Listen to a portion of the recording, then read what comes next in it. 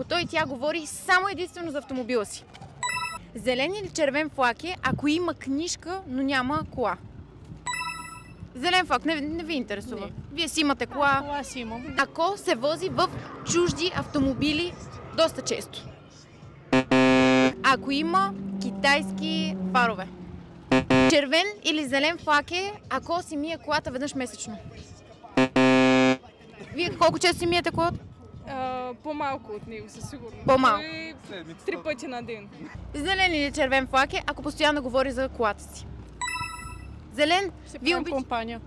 Току-що си спечелихте. Това са флаери за безплатен реглаж на фаровете. Заповядайте Благодаря. в Ксенон и LED център.